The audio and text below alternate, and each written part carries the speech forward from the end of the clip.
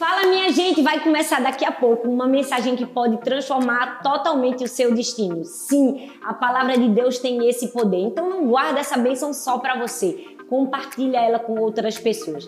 Pega esse link agora e envie o máximo de pessoas que você conhece nos seus grupos de WhatsApp, para os seus amigos e vamos distribuir a mensagem que nós também recebemos. Um beijo grande e Deus te abençoe.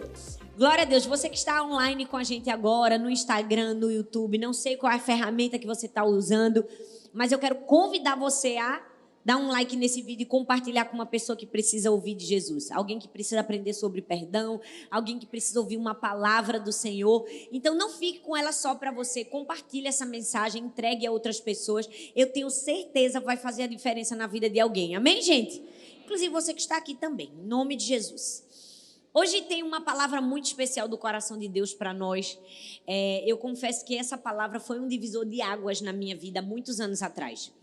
O Senhor falou comigo quando eu li um livro de John Bevere e foi assim, confrontador, mas ao mesmo tempo que foi confrontador, foi transformador.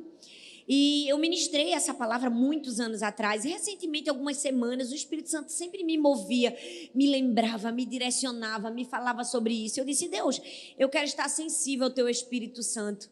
Se o Senhor quiser que eu ministre essa palavra, eu quero ministrar novamente. E aí foi tão bonito que a maneira como Deus falou comigo e confirmou. Então nós estamos hoje aqui para aprendermos juntos como perdoar ofensas. A Bíblia diz em Lucas capítulo 17, verso de número 1, diz assim, é impossível que não venham escândalos.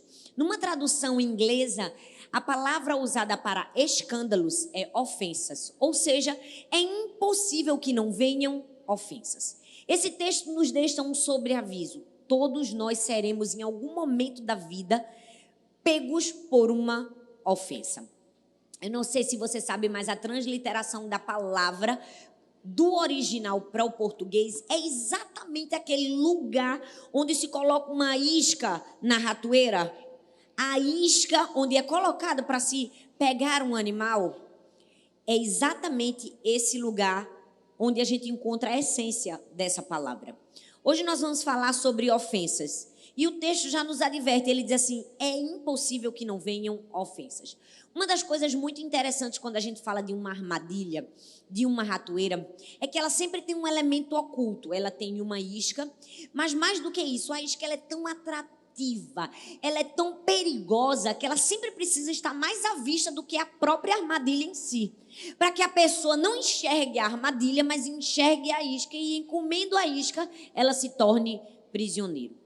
O diabo usa muitas iscas para nos fisgar, para nos pegar em uma armadilha. E se eu pudesse passar esse microfone para muitas pessoas aqui, todo mundo teria uma isca para falar, para compartilhar. Ah, um dia o diabo me pegou com a isca tal, com a isca tal. Mas hoje eu quero compartilhar com vocês apenas uma isca. A isca da ofensa, a isca da falta de perdão.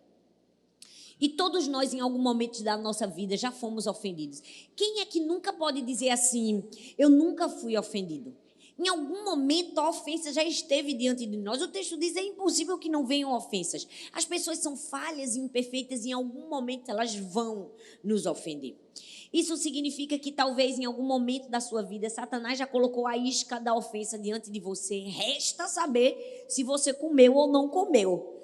E hoje nós vamos aprender como nos livrar de cada uma delas, porque infelizmente a isca da ofensa ela é muito perigosa. A pessoa que come, ela não consegue perceber a armadilha e ela fica tão centrada, tão focada em si mesma, que tudo gira em torno da ferida da ofensa. Logo, ela tem a sua visão obscurecida, entenebrecida, ela não consegue perceber o todo, ela não consegue perceber a armadilha, porque ela está tão presa à isca, ela só enxerga a isca, que aquilo impede ela de perceber como o diabo projetou toda aquela armadilha. A Bíblia diz no Salmo 55, do verso 12 ao 14, diz assim, pois não é um inimigo que me afronta, então eu poderia suportá-lo. Nem é um adversário que se exalta contra mim, porque dele poderia esconder-me. Mas és tu, homem, meu igual, meu companheiro, meu amigo íntimo.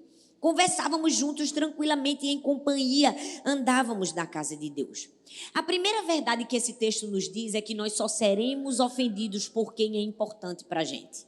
Só vai doer quando você ama, quando você dá valor, quando é alguém que é próximo de você. A ofensa acontece geralmente com pessoas que andam com a gente. O salmista disse assim: poderia ter sido meu inimigo. Se fosse meu inimigo, eu conseguiria suportar, vencer, passar adiante. Mas não, foi meu amigo, foi quem comia no meu prato, foi aquele que sentava do meu lado no culto. A primeira coisa que nós precisamos entender é que a gravidade da ofensa é proporcional à proximidade. Logo, quanto mais próximo, mais grave a ofensa. Quanto mais perto, quanto mais relacionamento, maior é a ferida.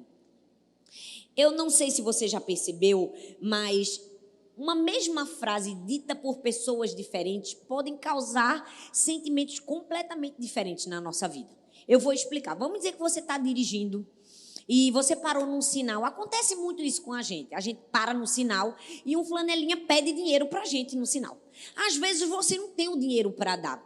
Vamos dizer que aquele flanelinha estava bem irritado naquele dia, olhou para você com muita ignorância e disse: pois, seu pirangueiro. Todo mundo sabe aqui o que é pirangueiro, mas a gente vai traduzir, porque tem pessoas agora no sul do país, em outros lugares nos assistindo, que não sabem o que é pirangueiro. Seu mão de vaca, mesquinho, o que mais? Muquirana, suvina. Pois eu não quero seu dinheiro, não engula seu dinheiro, fique com seu dinheiro para você. Se um flanelinha fala isso para você no sinal, o que é que vai acontecer? No máximo você vai dizer: que pessoa sem noção. Não é? Você pode até ficar com raiva dele durante 10 minutos. Se você for muito rancoroso, você vai ficar com raiva dele uma meia hora. Mas você não vai perder sua noite de sono por causa de um flanelinha lhe chamou de muquirana. Vai? Não. Você não vai ficar ferido, chateado, magoado. Você não vai ficar. Agora, vamos dizer que essas mesmas palavras sejam ditas de um filho para uma mãe, de um marido para uma mulher, de uma esposa para um marido. Você consegue imaginar um filho, seu adolescente, dizendo assim: pois eu não quero o seu dinheiro, não engula, fique com ele para você? Você percebe que a ofensa ela está altamente ligada aos nossos relacionamentos. Logo, quanto maior o nosso relacionamento, mais grave a ofensa.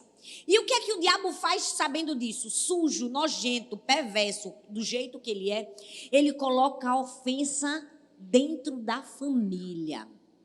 Ele arma a cilada, o alçapão. Ele coloca a ofensa onde? Onde nós temos os nossos relacionamentos mais próximos. Aonde, gente? Na família. Quem nunca... Eu não posso nem dizer isso, atire a primeira pedra. Quem nunca teve um parente que te ofendeu? As festas de Natal. É ou não é, gente? Porque é isso que o diabo faz.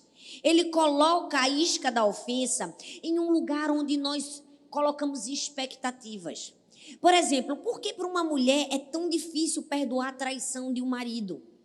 Por quê? Porque ela colocou expectativas no marido. Ela colocou expectativas de que aquele homem seria seu protetor, seu cuidador, seu provedor, seu amigo, seu fiel, seu amante. Ela colocou nele expectativas. Logo, quando alguém quebra essas expectativas, a dor é maior.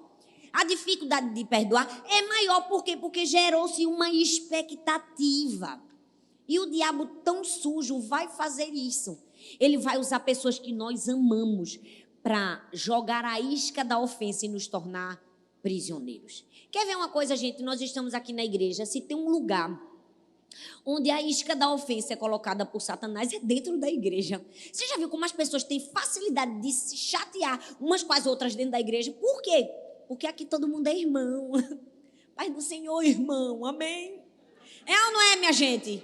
Aqui a gente senta junto, come na célula, conversa, participa. É por isso que é tão fácil se chatear.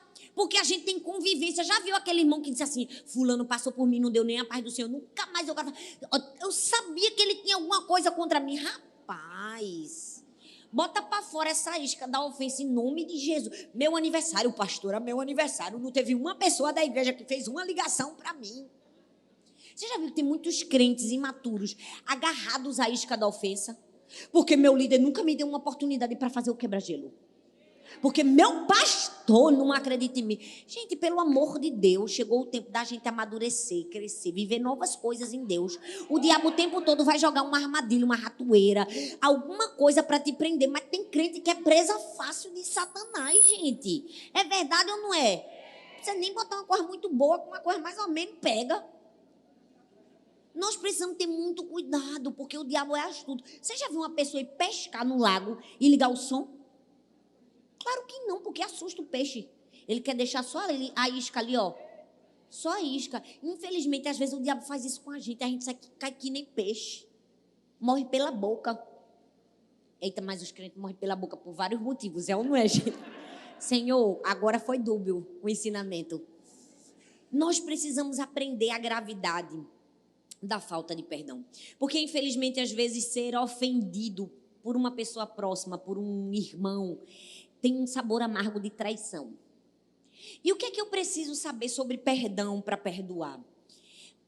Eu quero falar 2 princípios muito importantes para você, que se você deixar eles entrarem no seu coração, você vai viver uma vida de perdão. São princípios simples, mas são bíblicos, expositivos, e você vai aprender. Depois de hoje não tem desculpa mais para errar com a falta de perdão. O principal deles é, a gente precisa perdoar, porque se a gente não perdoar, a gente não vai ser perdoado. É simples assim. A Bíblia diz em Marcos capítulo 11, versículo 24 ao 26, diz assim: portanto eu lhes digo, tudo que vocês pedirem em oração, creiam que já o receberam, e assim lhes sucederá. E quando estiverem orando, se tiverem alguma coisa contra alguém, perdoem-no. Para quê, gente? Para que também o Pai Celestial lhes perdoe os seus pecados. Mas, se vocês não perdoarem, também o seu Pai Celestial, que está nos céus, não perdoará os seus pecados. É exatamente isso que você ouviu. Deus é taxativo, ele diz assim, ó, se você não perdoar, não será perdoado. Mas sabe qual é o problema? A gente não entende a gravidade desse texto. A gente não consegue perceber. A gente acha que Deus está brincando. Deus não está brincando não, viu? Porque quando Deus fala, Ele fala sério. Ele está olhando para mim e para você e dizendo assim, simples, na vida, não importa a gravidade da ofensa, não importa quem fez a ofensa. Se você não perdoar, você não vai ser perdoado. É uma pancada, gente, dói. Levanta o lombo, que hoje apanha assim, dói um pouco. Mas depois vai passar. É necessário para a vida da gente. Deus está dizendo, se você não perdoar, você não vai ser perdoado. O problema é que a gente não leva a sério o que Deus diz. Você já percebeu? A gente pensa que leva, mas não leva não. Por quê? Porque a gente está tão acostumado com o ser humano e como aquilo que as pessoas dizem não se deve levar a sério, que a gente transfere para Deus. Eu vou explicar para você que isso acontece desde a nossa infância. Vamos dizer aqui, ó, um exemplo clássico, comum, que acontece em todas as famílias brasileiras. Na minha e na sua, com certeza. Você está no telefone resolvendo uma coisa importante, falando com uma coisa importante. O que é que acontece? Seus filhos resolvem brigar, porque assim as crianças, parece que elas pressentem um momento que elas não devem brigar e elas brigam exatamente neste momento. Não é verdade, gente? Numa ligação importante, quando você está resolvendo um problema. Aí você está aqui na ligação, me engalfinhando aqui. Aí o que é que você faz? Para de brigar agora, senão eu vou dar uma surra em vocês depois. É ou não é? A gente dá uma leve ameaça, que não, de ameaça não tem, de leve não tem nada. Não, pode falar. Não, tá tudo bem, tá ótimo. Continua a ligação. E as crianças gritando, mamãe, brigando. A gente fala, se não parar agora, quando eu terminar essa ligação, eu vou dar uma surra nas duas. É ou não é? Quem nunca recebeu uma ameaçinha dessa da mãe? Vocês estão tão sérios, gente? Quer dizer que a mãe de vocês nunca deu uma ameaça com a surra? Amém, glória a Deus, se você tem uma mãe boazinha. Aí o que é que acontece? Você fala, mas você já resolveu tanto problema que quando você desliga o telefone, você já está cansado. Logo, você não quer dar uma surra em ninguém, porque você quer dormir. Mas você prometeu que ia dar uma surra. O máximo que você faz é o quê? Dá uma chinelada de leve, uma palmada assim. Vai dormir, menino. O que é que você ensinou para o seu filho? Que nem tudo que você fala, ou nem tudo que figuras de autoridade falam, deve ser levado em consideração e deve ser levado a sério. Eu não estou dizendo que no calor da emoção, se você prometeu algo que você realmente não deveria fazer, você vai fazer só por isso. Mas eu estou mostrando para você que nós, infelizmente, falamos coisas que não deveríamos falar E por causa disso, ensinamos as pessoas que a gente não deve ser levado em consideração. O filho entende o seguinte: meu pai disse que ia bater, não bateu, demorou que só. E quando bateu, ele não deu surra, ele me deu um tapinha de nada. Desde a infância, nós ensinamos que nem tudo que figuras de autoridade, que adultos, que pessoas falam, se deve levar em consideração. E sem perceber, nós fazemos isso no nosso dia a dia. Quer ver? Vou dar outro exemplo. Vamos dizer que você está no shopping, você está indo embora e você percebe que só faltam 4 minutos para o seu estacionamento expirar. Você não quer pagar o estacionamento. Você tem 4 minutos para sair. O que é que você faz? Foca na saída e diz: em 4 minutos eu consigo. Vocês nunca tentaram isso, gente? Meu Deus, eu estou ficando frustrada com vocês. Vocês estão muito cansados. Acorda aí, minha gente, me ajuda a pregar. Eu já estou no 3º culto. Eu preguei na semana passada não sei quantos bilhões de vezes. Alguém já passou por essa situação aqui? Aí você diz: vou sair, não vou falar com ninguém. 4 minutos é tempo suficiente. Então você começa a andar e de repente aparece na sua frente aquele irmãozinho da célula. Você diz assim: não vou olhar, não vou olhar, não vou olhar, não vou olhar, não vou olhar. Mas não tem aquele momento que já bateu o olho, a pessoa já viu, tu viu. Não tem mais como fugir. Não tem aquele momento que você quer fugir da pessoa, mas não dá. Aí o que é que você faz? Você faz: glória a Deus, irmão, como é que você está? Tudo bem? Tudo na paz? Dá aquela conversinha e tal. Pois é, amém, glória a Deus. Amém, que coisa boa te ver. Pois vamos marcar outro dia para a gente sair, para a gente lanchar depois do culto lá no food park? Amém, glória a Deus, tchau. Perceba que, primeiro, você não estava pensando em Deus para falar glória a Deus. Segundo, que coisa boa te ver, você não queria ver a pessoa, vamos falar a verdade. Você não queria ver a pessoa, você diz: que coisa boa te ver. Aí depois você diz assim: vamos marcar para a gente sair depois. Tu nem queria marcar para sair, tu só queria sair da conversa. Ou seja, tudo que você falou não se deveria ser levado em consideração. E às vezes a gente faz isso com as pessoas e tem a tendência de transferir isso para Deus. Mas eu preciso te dizer que Deus anda num nível de verdade, de integridade, que transcende qualquer mentira que nós vivemos como sociedade. Ou seja, aquilo que Deus fala, Ele cumpre. Se Deus disse: se você não perdoar, não será perdoado, entenda a gravidade disso. Se você não perdoar, não será perdoado. É o primeiro princípio. Pastor, eu passei por uma situação muito difícil, eu não sei perdoar. Não, que dor, que meu pai. Presta atenção. Eu não quero que você venha atrás de uma mensagem: oh, coitado de você. Amém. Você sofreu, é duro, é difícil, mas saiba a verdade. Não fique inocente. Porque tem muitos cristãos que eles só querem ser acariciados, afagados na sua dor. Oh, meu Deus, que coisa difícil. Presta atenção, a gente precisa ser menos sentimental e mais espiritual.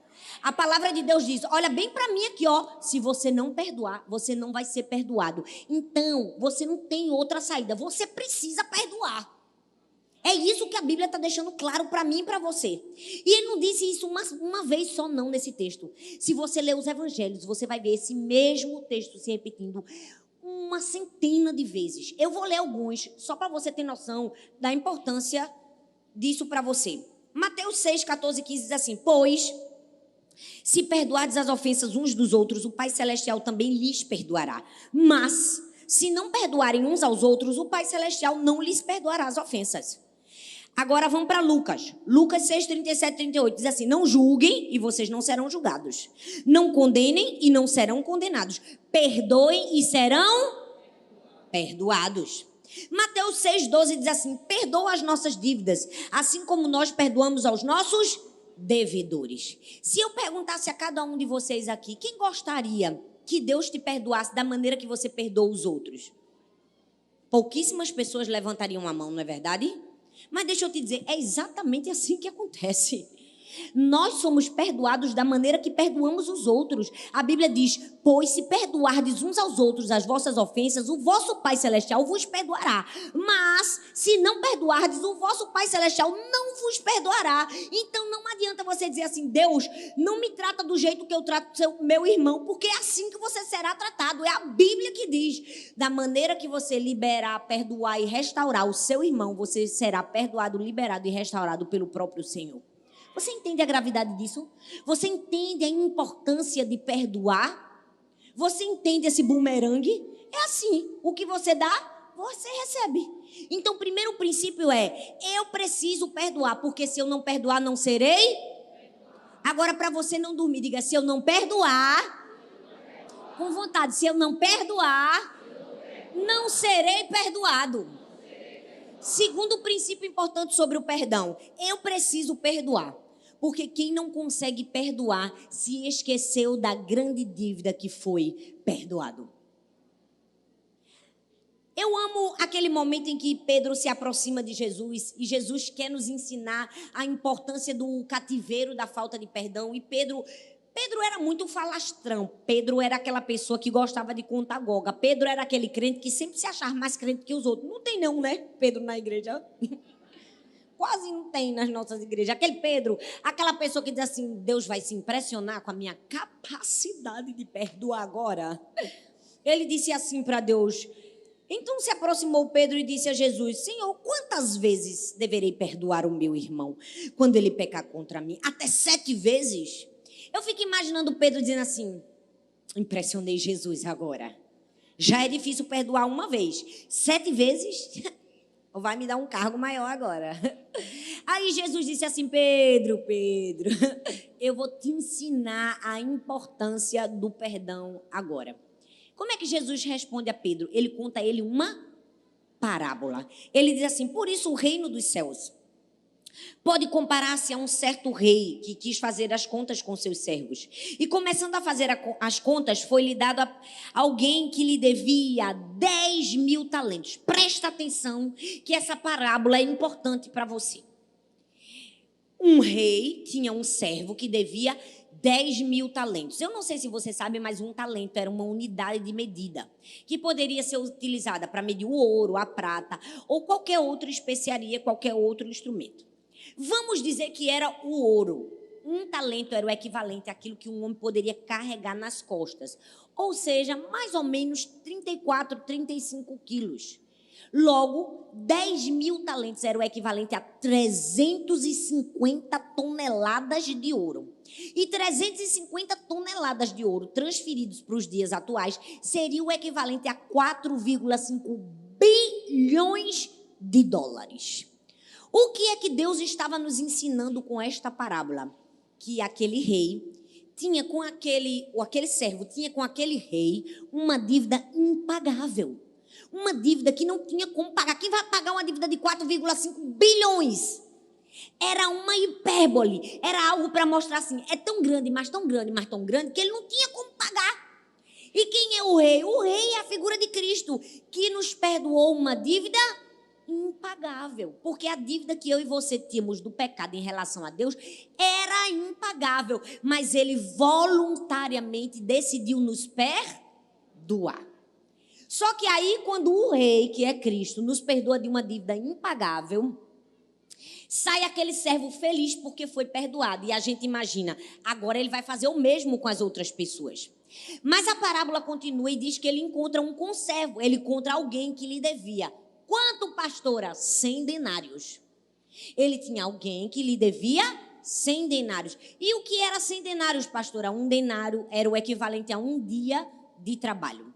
Logo, 100 denários era aproximadamente 46 mil dólares, se a gente fosse fazer a mesma transferência. O que isso significa? Que as nossas ofensas, uns em relação aos outros, se comparadas às nossas ofensas em relação a Deus, é o mesmo que 46 mil contra 4,5 bilhões. Não tem como comparar. Deus estava ensinando um princípio para mim e para você. A ofensa que você tem contra sua irmã, sua cunhada, sua sogra, a irmã da sua célula, a pessoa que sentou do lado da sua cadeira, seu chefe, sua colega de trabalho, se comparada ao perdão que eu ofereci a você, é 46 mil junto de 4,5 bilhões. Não tem como comparar. Você entende a gravidade? Ou seja, se eu não perdoo, eu estou me esquecendo que eu fui perdoado de uma dívida impagável. Aí o texto diz que o rei diz assim: pois agora você não quer perdoar, você volta e você vai ter que pagar a dívida impagável. Você entende que você precisa perdoar para ser perdoado, mas você também precisa perdoar porque se você não perdoou, você tem amnésia espiritual. Você se esqueceu da dívida que você foi perdoado. E se tem uma coisa que a gente tinha em relação a Deus, era dívida. Era ou não era, minha gente? Era. O texto diz, e o versículo mostra, que Jesus, para deixar bem claro o que ia acontecer com quem não perdoasse, ele diz assim, ó: indignado o seu senhor o entregou aos atormentadores. Fala comigo, atormentadores. Até que pagasse tudo o que lhe devia. E o texto diz: assim vos fará também meu Pai Celestial, se de coração não perdoardes cada um ao seu irmão as suas ofensas. Deixa eu te dizer uma coisa. Quando Jesus trazia uma parábola nos evangelhos, normalmente ele não explicava o significado da parábola.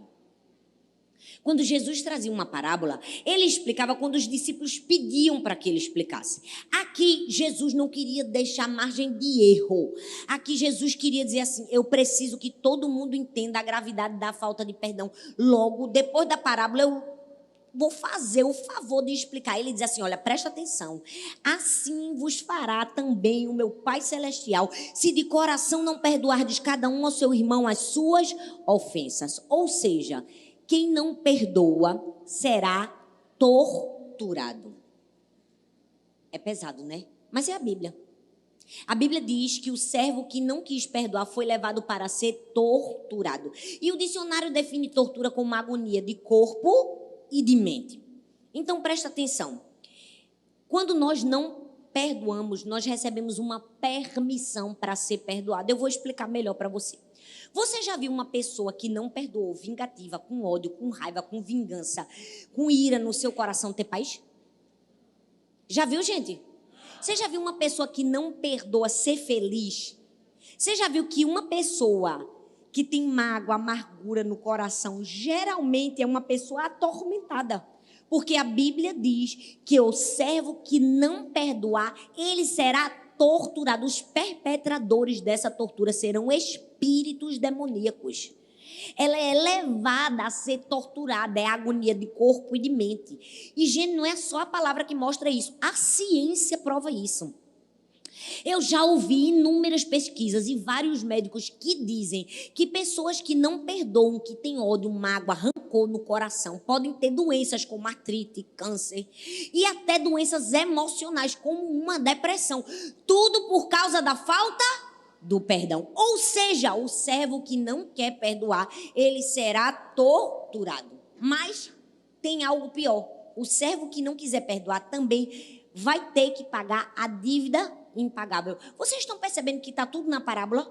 O rei disse: não quis perdoar, pois agora vai ser torturado, vai para a prisão. Depois ele diz: e mais, agora você vai ter que pagar aquela dívida impagável, os 4,5 bilhões, ou seja, o que você não consegue pagar. Eu quero lembrar para você como isso pode acontecer, que não vai acontecer em nome de Jesus, até porque essa palavra não é uma palavra de confronto simplesmente, é uma palavra de amor e de misericórdia. É melhor a gente ser confrontado hoje para a gente não ouvir o pior amanhã. É verdade ou não é? A Bíblia diz, um texto que poucos pastores pregam, o povo tem medo de falar isso, não sei porquê, mas graças a Deus, uma coisa que eu não tenho é medo. Mateus capítulo 7, versículo 22 e 23 diz assim: muitos me dirão naquele dia: Senhor, Senhor, não profetizamos nós em teu nome? E em teu nome não expulsamos demônios? E em teu nome não fizemos muitas maravilhas? Então lhes direi abertamente: nunca vos conheci, vós que praticais a iniquidade, apartai-vos de mim. O que é isso? Quem não perdoa vai ter que pagar a dívida imperdoável. Ou seja, você consegue perceber a necessidade do perdão? Você consegue perceber o perigo que existe em não perdoar? Quem não perdoa é atormentado. Quem não perdoa vai ter que pagar uma dívida impagável. Jesus foi muito específico. Ele estava dizendo: isso vai acontecer com qualquer crente. Essa parábola não é em relação aos incrédulos. Perceba a analogia. É o rei e os servos do rei. Quem é o rei? E quem são os servos? É os crentes. Desculpa te dizer, mas nada disso é para o incrédulo, é para a gente mesmo. Ou seja, se eu não perdoar, há uma gravidade para mim. Então, eu preciso perdoar, porque se eu não perdoar, não serei perdoado. Eu preciso perdoar, porque se eu não perdoar, eu estou me esquecendo da grande dívida que fui perdoado. Meu Deus, pastor, agora eu entendi a gravidade. Eu preciso perdoar. O sangue de Jesus tem poder na minha vida. Creio em Deus Pai Todo-Poderoso, Criador do céu e da terra. Já estou com medo, porque eu estou com rancor no meu coração. Estou com raiva da minha sogra, estou com raiva do meu vizinho. Já começa aquele desespero. É ou não é? Eu quero pulsar o sangue de Cristo. Eu não quero ser tormentada, eu não quero ser atormentada. É por isso que eu estou sem paz. Meu Deus, eu não estou dormindo, está explicado. Fichas estão caindo. É verdade ou não é, minha gente? É bom que caia. Amém, glória a Deus. Bate palma, porque a palavra é para mim e é para você. Você entende a gravidade, não entende? Entende como é perigoso você ficar com raivinha? Olha, é perigoso. Toda vez agora que tu quiser ficar com ódio de alguém, tu vai lembrar. Eita, sangue de Jesus. Lembra daquela pastora que estava bem invocada pregando, dizendo que assim não perdoar, não vai ser perdoado, vai ser torturado. Pronto, aí é para você nunca mais se esquecer. Pastora, eu quero perdoar, eu não consigo, eu não sei o que eu faço, ainda guardo aquilo no meu coração, eu já orei. Porque se tem uma coisa que crente não tem, é paz quando peca. Já viu que a gente, quando é crente, a gente não tem paz quando a gente peca, não é? A gente fica, Senhor, me perdoa, Deus me perdoa. Quem nunca fez a oração de confissão umas 50 vezes? Eu mesmo, quando eu não tinha o entendimento das escrituras que eu tenho hoje, quando eu era mais nova na fé, meu Deus, eu pedia perdão pelo pecado que eu tinha cometido umas 50 vezes. Deus me perdoa, Deus, aquilo ali, Senhor, meu Deus, passa com o teu sangue na minha vida, me purifica, me limpa de todo o pecado. Em nome de Jesus, Pai, lava, apaga, joga no mar do esquecimento.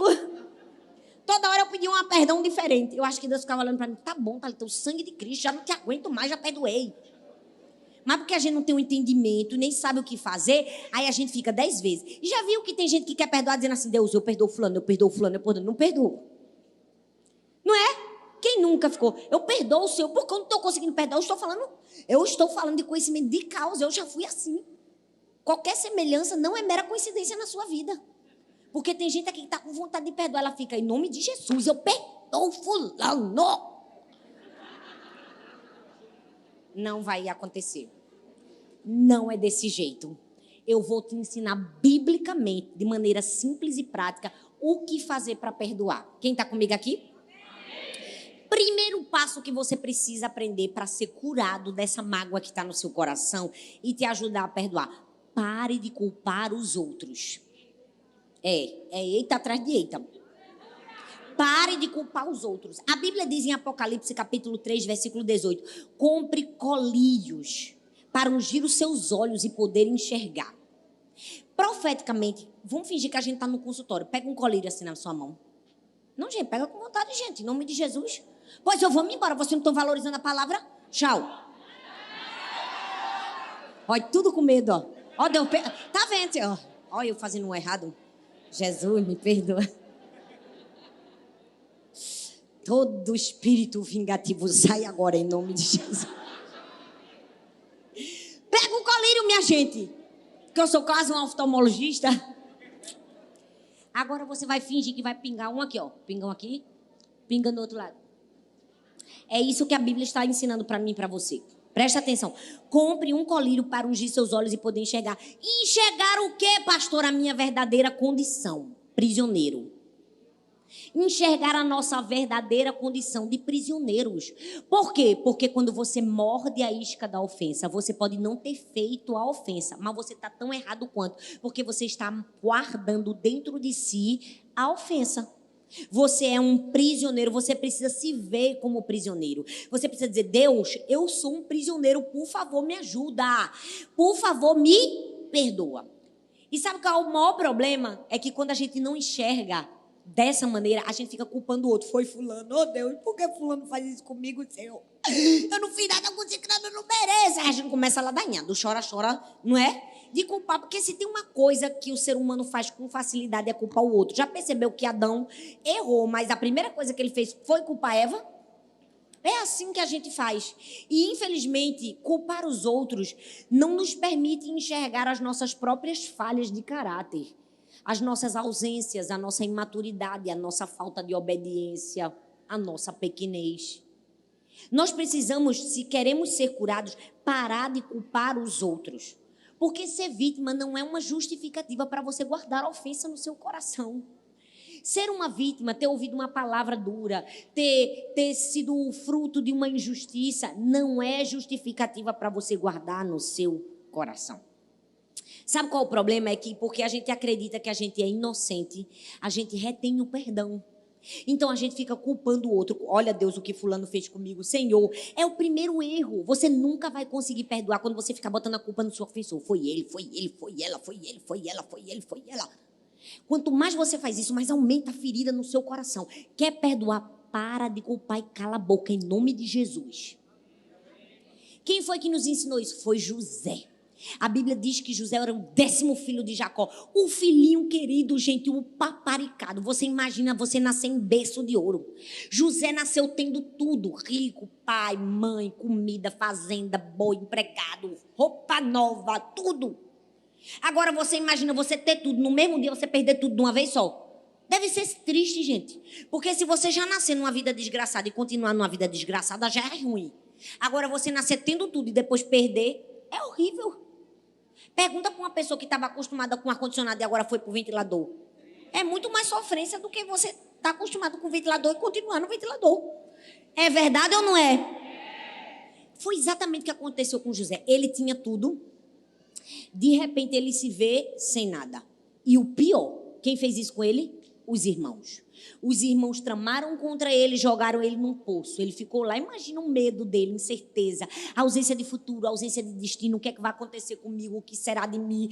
Meu Deus, eu vou morrer. No meio daquele sofrimento, dentro daquele poço, vem alguém, salva ele. Ele pensa, agora é a esperança da minha vida. Não, eram mercadores que venderam ele como escravo para uma terra distante, uma terra de uma cultura diferente, um povo que ele nunca viu. Ele vai ter que trabalhar de maneira escrava.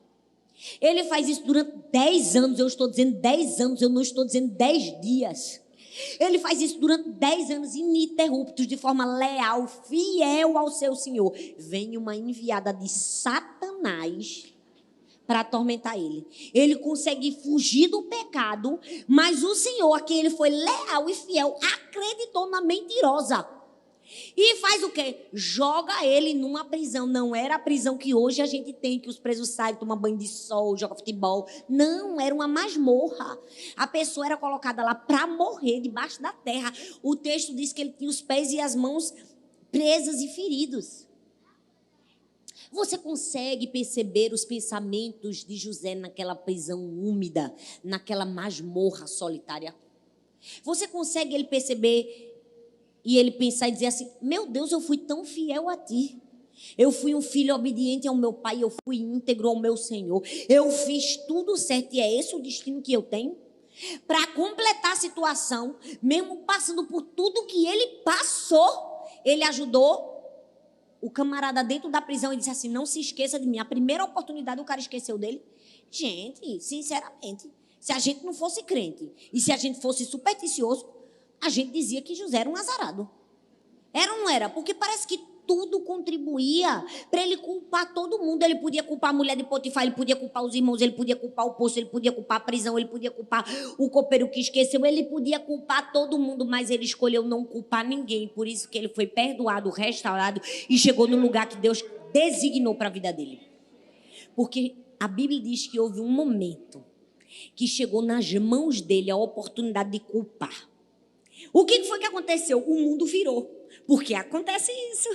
Eu falo que as histórias na Bíblia são cinematográficas. O camarada saiu de prisioneiro e se transformou no quê? No príncipe do Egito, no governador, no homem que mandava em todo mundo. De repente, aquele pobre coitado que não tinha nada, agora era rico, milionário, casou com uma mulher bonita, teve filho, mandava em todo mundo, tinha o país na mão, mandava e desmandava.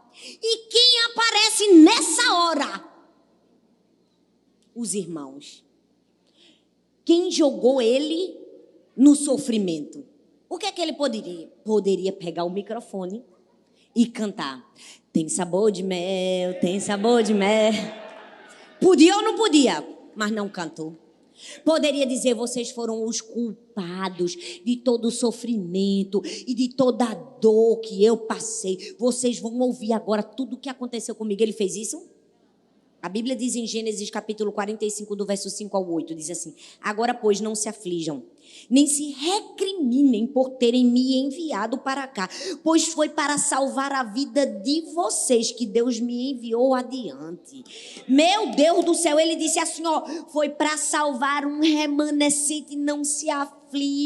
Deus me salvou para preservar vocês, para salvar a vida com grande livramento. José não culpou ninguém, por isso que ele recebeu a sua vitória. Se você quer ser um perdoador e uma perdoadora, pare de culpar o seu ofensor. Guarda essa verdade que eu digo a você, mudou minha vida. Se você aplicar, vai mudar a sua também. Toda vez que alguém te feriu, te machucou, você lembra, eu não posso culpar. Eu vou parar com essa ladainha gospel, com esse mimimi, de ficar coitado de mim, meu Deus, olha o que fizeram comigo. Porque hoje em dia, gente, eu não tenho mais paciência mais não. Eu não tenho nem temperamento para essas coisas. É uma pregação de assim, o rejeitado, o coitado, o desprezado, o desacreditado. Que nada que desprezado, que desacreditado. Jesus sempre acreditou na gente. Um povo gosta de ser lambido hoje. Deixa eu alisar a sua ferida. Como se alisar a ferida curasse a ferida dos outros. Não, as pessoas, elas amam esse tipo de mensagem. Ai, meu Deus, coitado de mim. Deixa eu te dizer, essa mensagem vai te enfiar num buraco sem fim.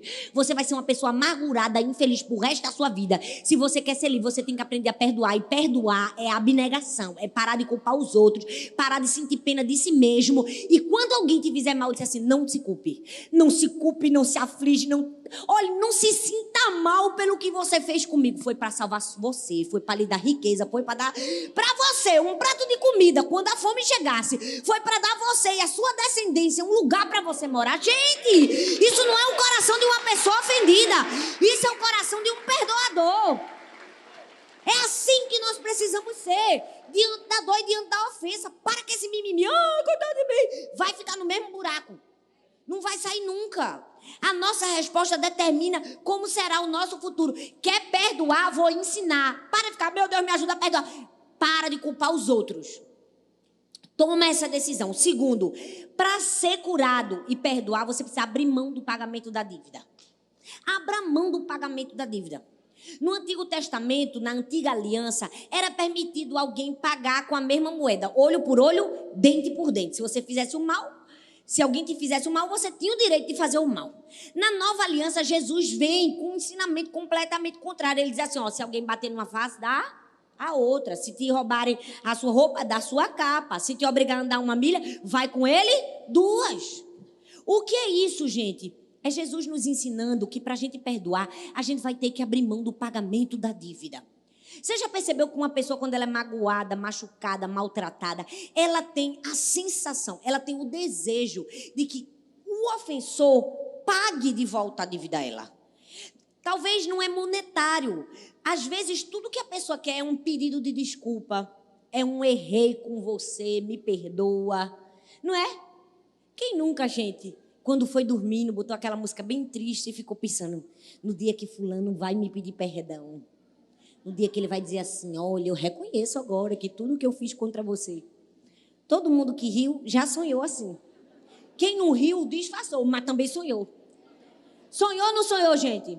Quantas vezes eu já não me deitei a cabeça no travesseiro e pensei, eita, eu creio, Deus. Um dia que fulana vai dizer assim, Thalita, eu não deveria ter feito isso contigo. Me perdoa. E eu vou dizer, glória a Deus, eu perdoo. Mas vai ser tão bom, Deus. A gente tem essa expectativa que o nosso ofensor, que o nosso agressor reconheça que errou para a gente ser curado. Eu preciso quebrar essa utopia na sua cabeça. Não vai acontecer. Pode ser que não aconteça. E não é assim que você vai ser curado. Não é o seu ofensor te pedindo perdão que vai te curar. Quem vai te curar é Jesus. Para de colocar na mão da pessoa errada a sua cura. Sua cura vem através de Jesus, não vem quem te agrediu. O problema é que a gente acha que vai ser curado quando quem nos agrediu pedir perdão. E se nunca pedir? Tu vai viver assim, eternamente. Nós precisamos aprender a abrir mão do pagamento da dívida.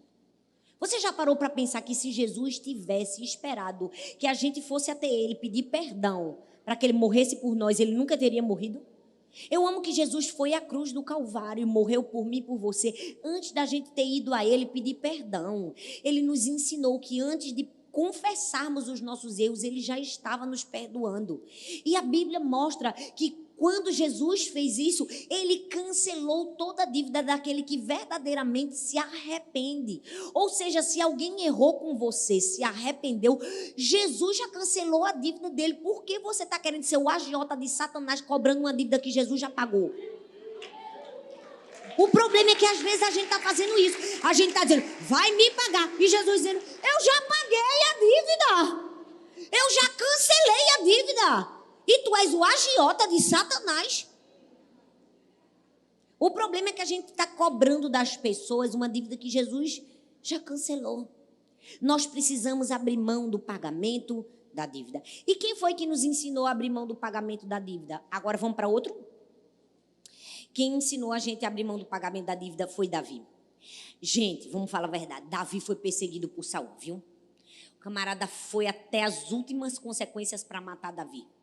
Mas Davi o tempo todo tentava mostrar para ele que ele não tinha motivo para isso. Davi fala assim, olha, vê que há em mim, que não há em mim nem mal, nem rebeldia. Eu não pequei contra ti, pelo amor de Deus, Saul. Eu não sou teu inimigo, para de me perseguir. Mas o texto diz que Saul continuava a perseguir.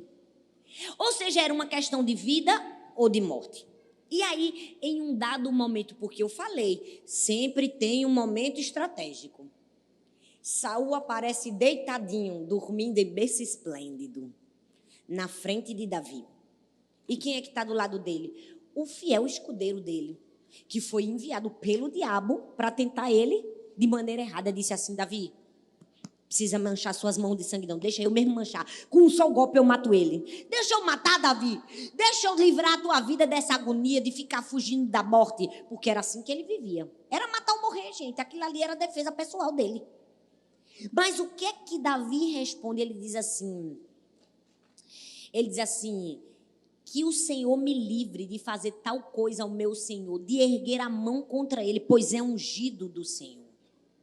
O que é aquilo, pastor? Aquele exército adormecido diante de Davi era um teste de Deus para saber se Davi iria estabelecer o seu trono de acordo com o coração de Saul, ou ia permitir que Deus fizesse sua justiça perpétua para sempre. Deus estava analisando Davi para saber se ele ainda tinha um coração de pastor de ovelhas, ou se agora ele era alguém com o coração de Saul, inseguro e inconsequente. Na vida da gente também é assim. Sempre vai aparecer alguém com o coração de Saul para testar e descobrir pessoas com o coração de Davi. A questão é, eu tenho o coração de Saul ou de Davi? Deus vai colocar na sua vida pessoas com o coração de Saul para saber se você é perdoador como Davi, ou se você vai querer fazer a sua história baseada com a vingança das suas próprias mãos, ou vai permitir que o Senhor faça a sua justiça. Porque é errado os filhos de Deus vingarem, é certo Deus vingar, mas os filhos de Deus não. Então, Davi faz aquilo que precisava ser feito. E sabe o que é que eu mais amo nessa história, gente? É que, como foi lindo Davi deixar Deus vingar ele. Porque o que é que acontece? Saul não morre pelas mãos de Davi, não morre pelas mãos dos seus soldados. E quando Saul morre, o que é que acontece? Quem matou vai para onde? Vai para Davi. Conta Goga, matei teu opressor. Eu acho que na cabeça dele ele disse assim, vou ganhar agora um jantar no Coco Bambu. Não, Davi vai me pagar algum jantar. Alguma coisa ele vai fazer por mim. Eu matei quem perseguia ele. E o camarada chega junto de Davi e disse assim, matei Saul. Sabe o que Davi manda fazer com ele? Manda executar ele. Davi manda matar quem matou o seu inimigo. E mais, Davi não só faz isso não, ele proíbe que todas as pessoas na rua falem que Saul morreu para que o inimigo não se alegrasse. E mais, Davi escreveu uma música em honra a Saul, para que as pessoas chorassem e cantassem. Ele mandou as pessoas chorarem a morte de Saul e disse, o lugar onde Saul morreu, nem planta, nem colhe, nem faz nada em honra a Saul e a família dele. O que é isso, minha gente? É uma pessoa ofendida? É não uma pessoa perdoadora. É uma pessoa ensinando para mim e para você que quando alguém falhar com a gente precisa abrir mão do pagamento da dívida. Davi poderia, ele tinha a chance em suas mãos, mas ele abriu mão do pagamento da dívida. Abra mão do pagamento da dívida. Pare de culpar a pessoa que te ofendeu e pare de ficar fantasiando na sua cabeça como ele vai te pedir perdão, porque se ele não te pedir, você vai viver infeliz pro resto da sua vida. Se ele não se arrepender, você vai colocar a sua vida na mão de alguém que não se arrepende. Terceira lição, para ser curado e perdoar, você vai ter que pedir perdão para quem você ofendeu. Dói, é isso mesmo. Porque a gente tem a sensação de que só a gente é ofendido, não é? Mas vamos parar com essa história que ninguém aqui é estrela? Todo mundo foi ofendido? Foi, mas todo mundo ofendeu aqui. Quem nunca não ofendeu uma pessoa, gente? Talvez antes de vir para a igreja você ofendeu alguém. Vocês são tão crentes. Por que vocês ficaram calados nessa hora? É ou não é, minha gente? Pois fala em nome de Jesus. Diga, pastora, sangue de Cristo tem poder na minha vida. Essa pessoa sou eu. Porque a gente tem que ter senso de pecado próprio. Não é de justiça própria, não. Inventei essa agora. Em algum momento da sua vida você errou com alguém. Então eu vou ensinar para você 2 palavrinhas muito importantes que vão mudar a sua vida. Diga assim comigo, você tem razão, me perdoe. Não, mas vamos falar com vontade. Se estica na cadeira e diz assim, você tem razão, me perdoe. É difícil, né? Tem gente que chega e engasga. Respira. Fala assim, você tem razão, me perdoe. Por que a gente não fala mais essas palavras para o marido? Agora é a chance e a oportunidade do marido dizer para a esposa dizer para o marido. Fala assim, você tem razão, me perdoe. Por que a gente não fala isso para as pessoas? Por quê? Porque a gente também ofende. Então, como é que a gente vai ser curado e vai aprender a perdoar, gente? Pedindo perdão. Se você ofendeu alguém, vá e peça perdão. Porque o humilde, gente, ele sempre está disposto a renunciar. Ele não é de dura serviço, ele não tem um coração voluntarioso. Terceira lição, peça perdão a quem você ofendeu. Quarta, peça perdão a quem ofendeu você. Agora é que o negócio pega. Peça perdão a quem ofendeu você. Pastor, o sangue de Jesus tem poder. Tem poder, tem poder, tem poder. Mateus 18:15 diz assim, ó, se o seu irmão pecar contra você, não foi você não, foi seu irmão. Vá a sós com ele, mostre-lhe o erro, e se ele não ouvir você, e se ele o ouvir, você ganhou o seu irmão. Vou explicar uma coisa. Tem gente que faz uma hermenêutica completamente errada desse texto. Acha que você deve procurar o seu irmão para condenar o seu irmão. Mas você precisa procurar o seu irmão para se reconciliar com o seu irmão. Porque você vai perceber que o versículo aqui da Bíblia, ele dá várias progressões do que uma pessoa precisa fazer com quem lhe ofendeu. Ele diz assim, ó, mas se ele não ouvir, leve consigo mais 1 ou 2, de modo que qualquer acusação seja confirmada pelo depoimento de 2 ou 3 testemunhas. Se ele se recusar a ouvi-los, conte à igreja. Se ele se recusar a ouvir também a igreja, trate-o como pagão ou publicano. Cada uma dessas progressões no texto tem a mesma essência, reconciliação. É como se Jesus estivesse dizendo, continue tentando, continue tentando, continue tentando. Tente até você conseguir. Jesus estava nos ensinando o que a gente precisa fazer para receber o perdão e perdoar. Jesus estava dizendo, vá em quem ofendeu você. Rapaz, resolve essa situação, vamos viver em paz uns com os outros. Mas sabe qual é o problema? Quando a gente é ofendido, você já percebeu que a última pessoa que a gente procura é o ofensor? A gente gosta de procurar os outros para contar que o ofensor fez mal, né? Fulano fez isso comigo, irmão, ora aqui por mim, em nome de Jesus. A gente gosta que as pessoas digam, meu Deus, fulano fez isso contigo, sangue de Cristo. A gente se sente acalentado, justificado, cuidado, amado, quando as outras pessoas sentem pena da gente. Sabe como é o nome disso? Egoísmo. Por que você não procura quem te ofendeu e não fala para ele? Fica falando mal. Sabe o que é isso? É fofoqueiro e fofoqueira. Irmão, ora por mim. Não, dê nome ao seu pecado, é a sua língua. Você está querendo que os outros sintam pena de você. Você está querendo se sentir um injustiçado das nações. Rapaz, te resolve com quem te ofendeu. Para que toda a igreja saber que fulano fez isso contigo? Tu tá querendo denegrir a imagem do outro ou tu tá querendo perdoar e ser livre? A Bíblia diz que você precisa perdoar. É para mudar de vida. Sabe, é por isso que muitas pessoas não crescem, gente. A gente precisa querer crescer, querer avançar. Olha, o crescimento físico, ele é produto do tempo. Você não tem como obrigar uma criança de 7 anos a ter 1,80 m, porque é o tempo que dá o crescimento para ela. O crescimento intelectual é fruto do aprendizado, do ensino. Agora, o crescimento espiritual nem é fruto do tempo, nem é fruto do aprendizado, é fruto da obediência. Fazer o que é necessário ser feito. Se Deus disse, vai até ele, pede perdão, pede perdão. Se Deus diz, vai até ele, se humilha. Você consegue entender? Fala comigo, obediência. Respira fundo. Tá acabando. Vamos pro último? Vamos pro último, gente? Quinto e último. Você será curado quando se deixar refinar pelo Senhor. Apocalipse capítulo 3, versículo 18 diz assim, dou-lhe este conselho. Compre de mim ouro refinado no fogo. O que é isso, gente? Ouro refinado no fogo. Eu não sei se você sabe, mas o ouro refinado no fogo, ele é um ouro puro, é um ouro mole, é um ouro flexível. Essa aliança que você tem no seu dedo, se você for casada, ela não é um ouro puro. Para ela ficar assim rígida, vários metais foram acrescidos a essa aliança. Por exemplo, um ourive, se tiver aqui, me corrija. Mas o que é que acontece para purificar o ouro? Eles vão triturar esse ouro aqui, vira pó. É jogado um solvente e coloca no forno em altas temperaturas. Vocês já estão entendendo a dinâmica? Tá caindo a ficha? Vai para o forno, altas temperaturas com o solvente.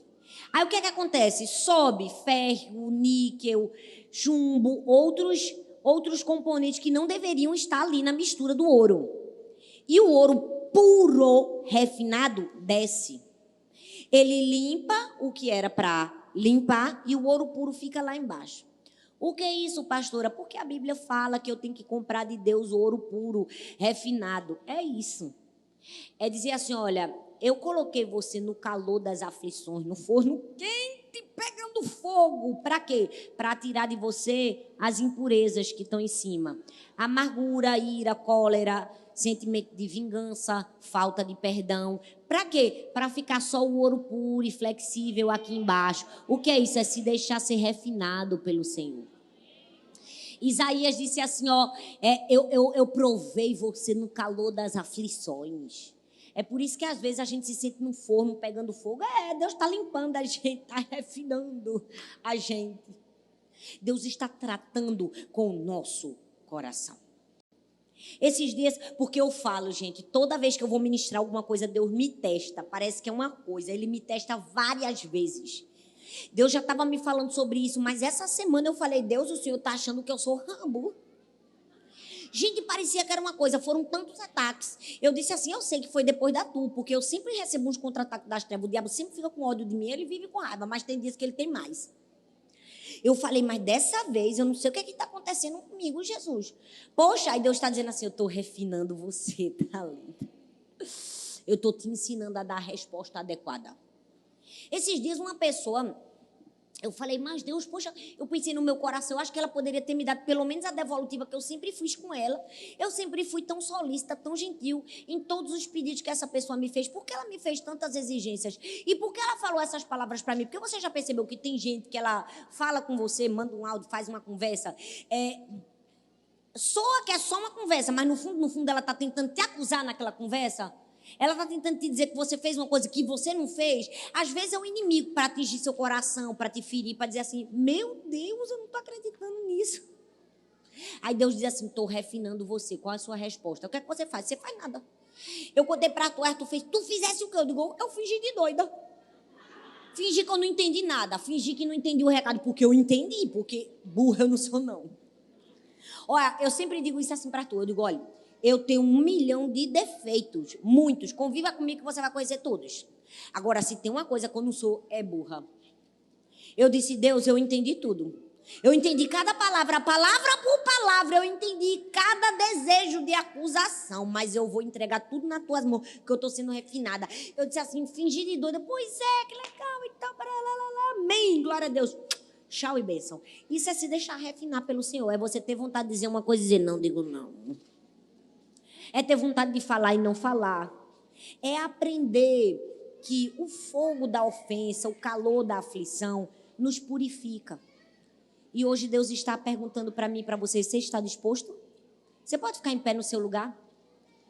A pergunta que eu faço para mim e para você, qual vai ser a sua resposta diante das ofensas? Qual vai ser a sua resposta? Olha bem para mim, gente, e não deixa nada te atrapalhar. Eu sei que as crianças choram nessa hora, tudo acontece. Mas eu preciso te dizer, é muito importante o fato de você estar aqui e de ouvir essa palavra. Sabe por quê? Porque essa é uma palavra de confronto, mas sobretudo de amor, que pode mudar a nossa vida de uma vez por todas. Eu preciso te dizer que se você entender que nada do que você ou outra pessoa fez ou deixou de fazer na sua vida, de acordo com a sua resposta, pode ou não mudar o seu destino, você tem a sua vida nas suas mãos. Você consegue perceber que às vezes o diabo lançou uma ratoeira, uma armadilha para te pegar, para roubar aquilo que você tinha de mais precioso? Eu vou ensinar um princípio muito importante espiritual para você, de discernimento. Deus sempre coloca na nossa vida algo precioso. Para uns é o dom da alegria, para outros é o dom do conselho, para outros é o dom da fidelidade, da gentileza. Todo mundo tem alguma coisa que destaca ela, que brilha. Todo mundo tem alguma coisa. Sabe o que é que o diabo quer? Ele quer roubar isso que Deus te deu. Ele quer roubar. Comigo eu já percebi, toda vez que o diabo tem raiva de mim, ele quer roubar minha alegria. Porque naturalmente eu sou animada. Eu saí ontem com minha mãe e com minhas irmãs, e elas diziam, meu Deus, glória a Deus, que da nossa família só Thalita veio assim, porque a gente não ia dar conta de duas. Porque eu grito, eu canto, eu pulo dentro do carro. E minhas irmãs são bem calmas, o oposto de mim. Porque Deus deu uma coisa especial para cada pessoa. O diabo vai tentar roubar o que Deus te deu. Toda vez que alguém fala alguma coisa para me ferir, para me entristecer, eu já digo, eita, olha o diabo com raiva porque eu sou feliz. Tá querendo roubar a minha alegria. Você precisa ter essa percepção. Para de olhar só para isso que começa a perceber a armadilha.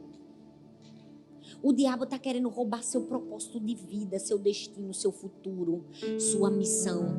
Ele vai lançar uma isca na sua casa, na sua família, no seu trabalho. Não morda. Não caia. Cuidado. E se você caiu, vomite, bote para fora. Eu preciso dizer que isso tudo que eu estou ensinando aqui para vocês, eu passei na minha vida. Houve um momento da minha vida que eu era essa pessoa ferida, coitada, vítima. Eu sentava numa cadeira balançando e dizia, meu Deus, coitado de mim, Senhor. Por que, Senhor? Fulano não gosta de mim, eu faço tudo para fulano gostar de mim. Mas não tem jeito. Deixa eu te dizer uma coisa. Para de querer ser Deus, que nem Deus agradou todo mundo. Não é você que vai agradar. O problema é que a gente tem essa sensação falsa. Tem gente que não vai gostar da gente. Não vai gostar por narcisismo, não vai gostar porque tem raiva, tem inveja, 1 milhão de coisas. O problema é que quando a gente ainda não é tratado, não tem uma identidade firmada em Deus, a gente coloca na mão de outras pessoas o amor que só Deus pode preencher. E eu já passei por essa fase na minha vida. Graças a Deus eu sou completamente livre. Eu posso dizer isso de coração aberto. Mas antigamente eu me entristecia demais, eu queria porque queria. E eu me lembro que eu passei por muitas ofensas e muitas feridas no meu coração. Foi uma gradação. Até um dia que algo aconteceu na minha vida, eu tomei uma decisão. Toda vez que aquela pessoa dizia uma palavra para me ferir, fazia uma graça, fazia um mal contra mim, eu chorava, eu me aperreava, eu contava tudo para Arthur, porque eu não tinha ninguém para contar, eu só podia contar para meu marido mesmo, porque o segredo só pode ficar entre a gente. Para de ficar contando para as irmãs dos outros, os fofoqueiros da igreja. E eu chorava e dizia, meu Deus, irmão, por quê? Eu faço tudo certo, meu Deus. Eu disse, nunca mais eu vou falar. Nunca mais eu vou culpar um ofensor. Nunca mais. Eu tomei a decisão. Eu olhei para todos. Você tem minha palavra, você tem minha promessa.